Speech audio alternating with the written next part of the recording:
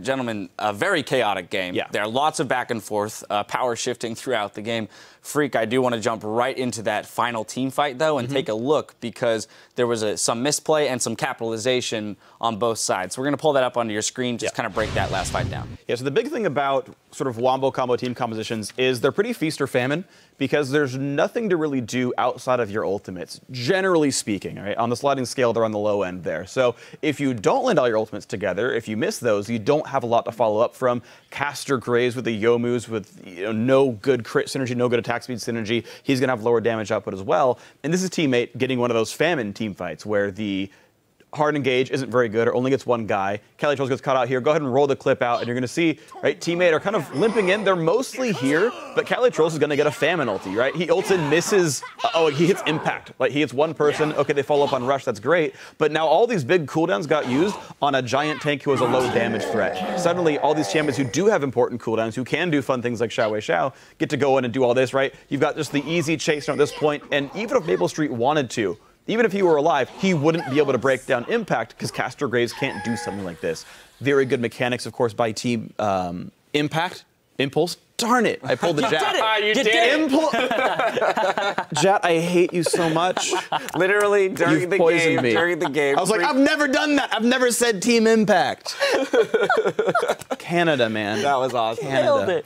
But the thing about that fight that's really concerning to me is Xiao Wei Xiao was off on the right, which is where they need to play that composition. Yeah. But Team 8, if they had recognized that, they could have all in and just gone in immediately. They wouldn't have had the LeBlanc threat in that fight, and then it would have just been the wombo happening.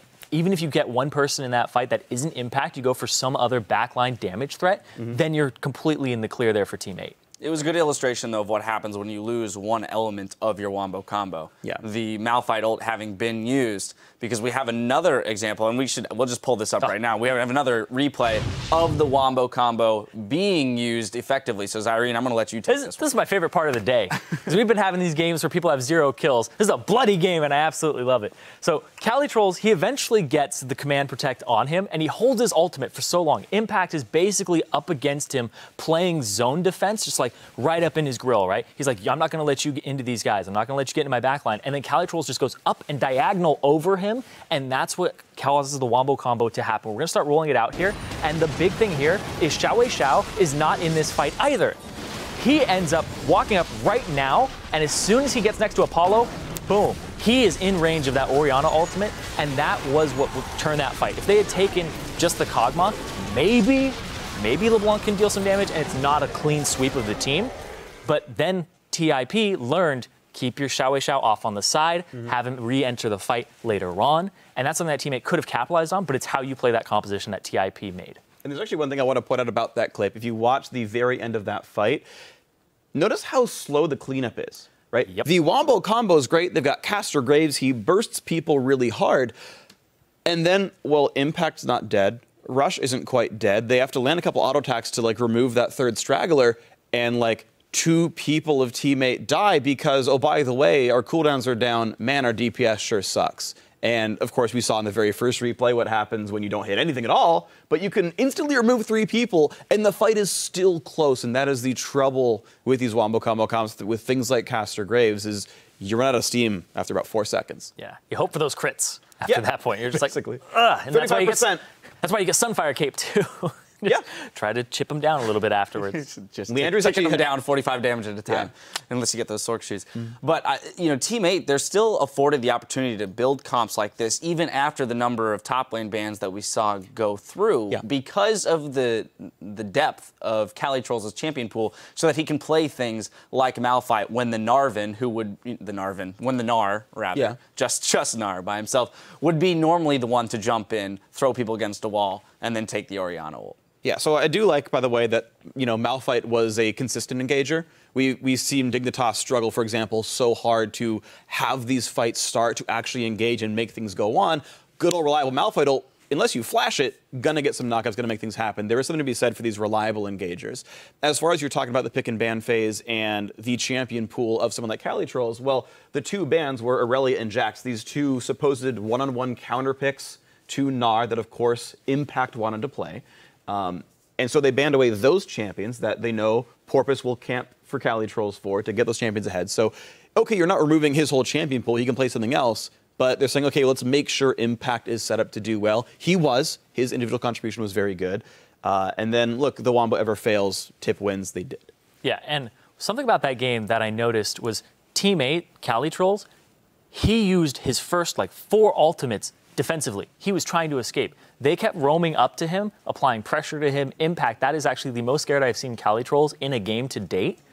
And he's usually an extremely aggressive player, almost to a fault all the time, right? That was the most defensive I've ever seen him. He was really scared of dying. And then eventually at one point, he's like, okay, I have my Frozen Heart. I can dual Impact. And he goes up to him and he gets him down to 1/3 HP, but Xiao's there and he can't complete the kill. Right? So those types of things, if he wasn't using those ults defensively and didn't have that pressure, he probably would have been able to be at the point where he could solo kill Impact. So TIP really noticing what the strength of Team 8 was and shutting that down so the game didn't get out of control. Yeah, credit to them for their early game. Yeah. They definitely had the early game advantages. It just was that ability to turn fights with the Wombo combo that kept Team 8 in it, really. So, again, let's, microscoping in on TIP now. Definitely a huge victory for them with their roster now together. You saw the relief on Impact's face at the end of that game, just like, okay, we're here, we're at the NALCS, we've got a win under our belts. I hope to see them, kind of take this and refine it so that they don't have to scrap these wins together. Right. So here's the interesting thing is, so as far as scrapping wins together, keep in mind we shouldn't underestimate Team 8 too heavily. They beat TSM.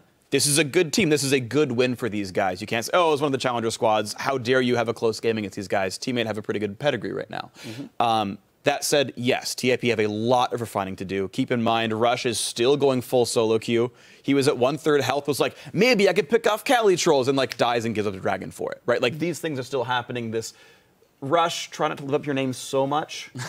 Maybe slow down to a jog at some point here because you're going a little bit too hard by yourself. Those habits still exist, but we saw Impact win a straight-up one-on-one. Okay, he got more help and pushed even farther, but he won his one-on-one. Their bot lane still performing well. You're facing a Wombo combo, and Cog died, I think, only twice all game. Props to Apollo for that, right? These guys are actually all, for the most part, pulling their individual weight.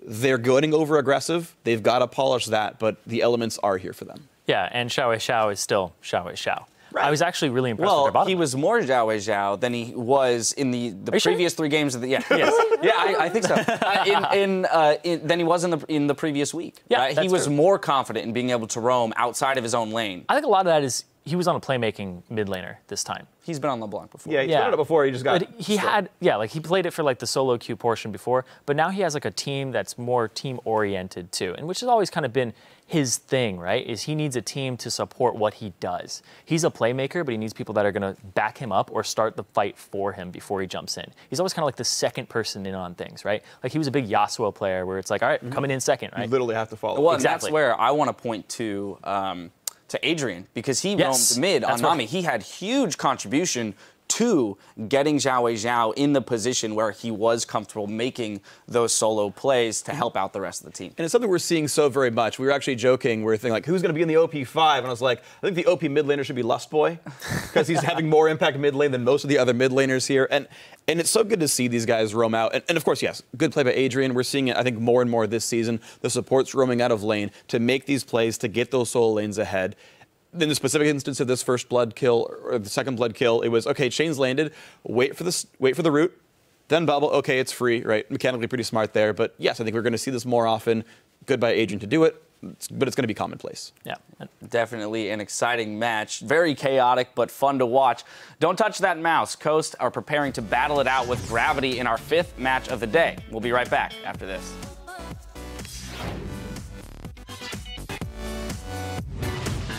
We're going to be jumping into our next match. That's Team Impulse versus Team 8. Keeps himself safe. Porpoise is taking quite a bit of damage. Dodo comes in for the ultimate to disengage and let the team reassess the fight. Flies in. That was Gnar wearing off as well, so he just got what he needed in the ultimate. Where's the shockwave? It's only one person. There it is. The 4-man Wombo combo. That's all they were looking for all game. Can they seal the deal? This time, It's the double kill no. as Xiaowei Xiao absolutely pops 2 members of Team 8. Impulse showing a completely different team here. They are able to take down Team 8.